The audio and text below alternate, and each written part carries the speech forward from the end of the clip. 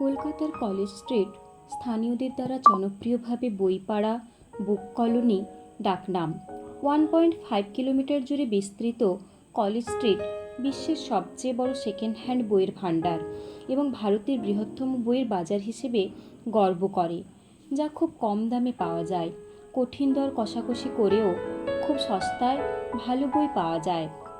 বেশ কয়েকটি ভালো প্রকাশনা সংস্থা এবং বইয়ের দোকান ছাড়াও এখানে বইয়ের দোকানগুলি বেশিরভাগই অস্থায়ী।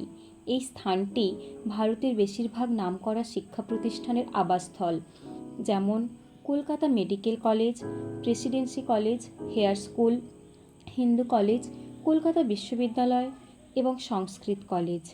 কলেজ স্ট্রিটের ইতিহাস 1817 সালে ফিরে যায়, যখন ডেভিড হেয়ার তৎকালীন হিন্দু সম্প্রদায়ের সদস্যদের সন্তানদের জন্য উদার শিক্ষা প্রদানের লক্ষ্যে হিন্দু কলেজ প্রতিষ্ঠা করেন।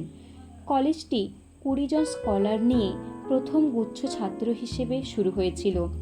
ভবনটির অনুমোদন লর্ড ওয়েলেসলির শাসনের অধীনে আসে, যিনি কলেজ স্ট্রিটের আশেপাশের এলাকায় পরিকল্পনা ও রাস্তা নির্মাণের দায়িত্ব নেন। তাই যে রাস্তায় হিন্দু কলেজ দাঁড়িয়েছিল তার নামকরণ করা হয়েছিল কলেজ স্ট্রিট এবং তখন থেকেই এই একই নামে পরিচিত। এই কলেজ স্ট্রিট নামকরণের আগে রাস্তাটি দ্য গ্রেট আর্টারিয়াল রোড নামে পরিচিত ছিল।